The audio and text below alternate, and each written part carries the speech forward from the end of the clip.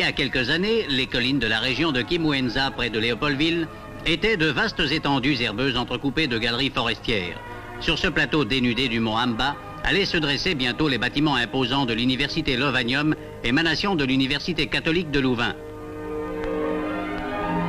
En quelques mois, les pelles mécaniques et les bulldozers avaient creusé, nivelé, déplacé des milliers de mètres cubes. Et en janvier 1954, le paysage désertique du mont Amba était transformé en un vaste chantier débordant d'activités.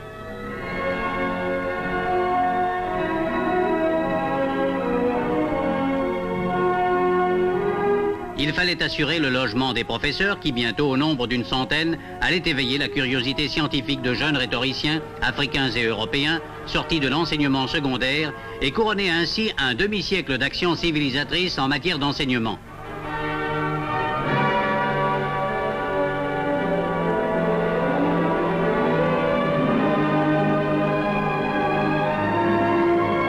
Très vite, le mont Amba s'est couvert de coquettes villas où, dans un cadre propice à la méditation, au milieu des fleurs et des pelouses de paspalum, se déroule harmonieusement la vie de famille des professeurs et de leurs collaborateurs.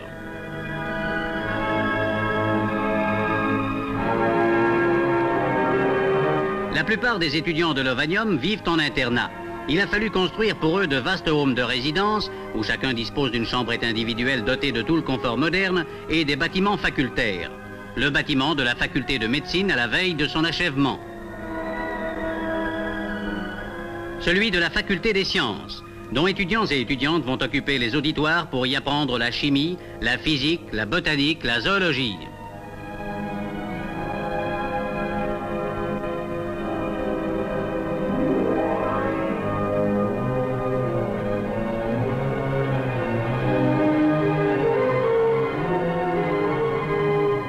Le professeur de droit fait un cours sur les structures politiques et, comme dans toutes les universités du monde, étudiants et étudiantes suivent la leçon du maître et prennent force note.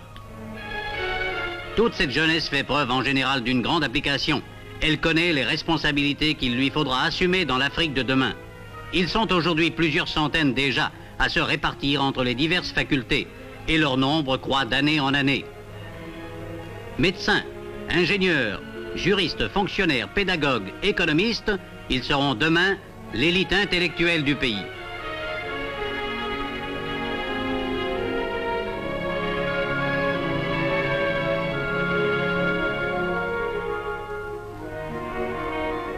Les cours théoriques sont accompagnés d'exercices pratiques dans les laboratoires et dans les séminaires. Nous assistons ici à des démonstrations de conductibilité et de résistance électrique. Le professeur de physique répond aux nombreuses demandes d'explications et nos jeunes universitaires apprennent ainsi à se familiariser avec les techniques scientifiques les plus perfectionnées.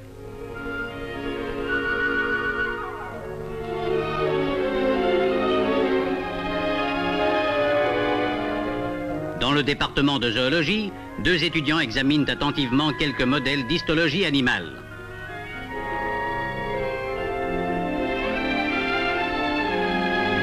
D'autres se livrent à des expériences de chimie. Ainsi, grâce à une sérieuse formation scientifique de base, ces étudiants pourront dans quelques années pratiquer l'art de guérir ou la science de l'ingénieur agronome.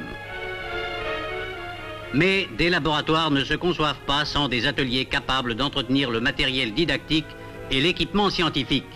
Le personnel africain qui travaille dans ces ateliers s'entend admirablement à manier avec habileté un tour de précision ou une foreuse électrique.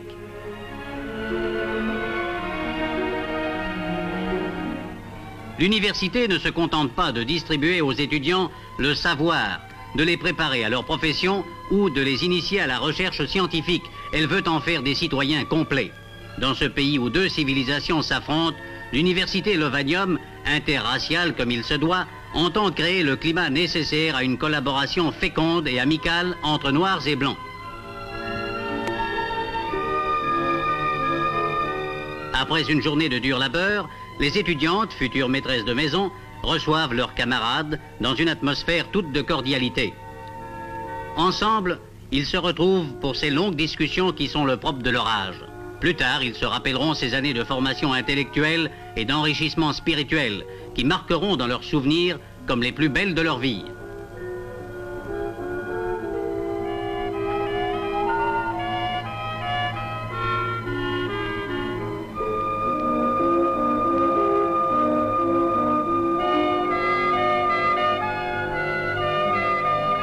Mais il faut entrecouper les travaux de l'esprit de nourriture terrestre. Lorsqu'on est jeune, le travail cérébral ne diminue en rien l'appétit. Dans un vaste hall bien aéré, les étudiants se réunissent midi et soir pour y prendre ensemble leur repas. Chacun se sert soi-même. Munis de leur plateau, les étudiants défilent à tour de rôle devant un guichet où ils reçoivent à un prix modique une nourriture saine et substantielle.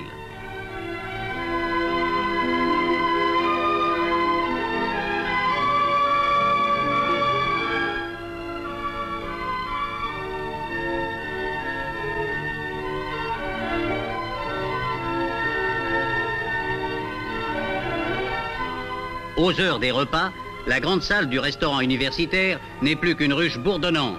C'est dans cette vie fraternelle en commun que se créent des amitiés qui durent toute la vie. Après le repas viennent quelques instants de délassement. Billard, ping-pong et autres jeux sont mis à la disposition des étudiants. Certaines natures plus calmes préfèrent le jeu de dames avec ses multiples finesses.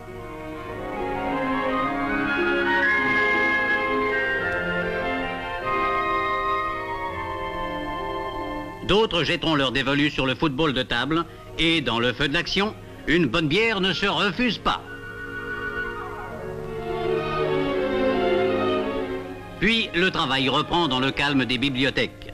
Pour favoriser le travail intellectuel et la recherche scientifique, professeurs et étudiants doivent pouvoir disposer de bibliothèques abondamment fournies en livres et périodiques. Les encyclopédies et les dictionnaires voisinent avec les traités scientifiques et les recueils de travaux. Autour des tables, étudiants et étudiantes s'entraident à voix basse ou travaillent en silence à la préparation de leurs cours ou à la rédaction de travaux personnels.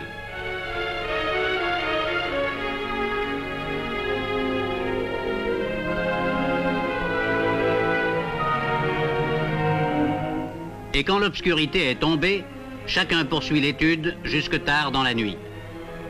L'université Lovadium, dont le nom en consonance latine rappelle l'institution plus de 5 fois centenaire dont elle est l'émanation, est plus que toute autre réalisation un symbole d'espérance et de foi.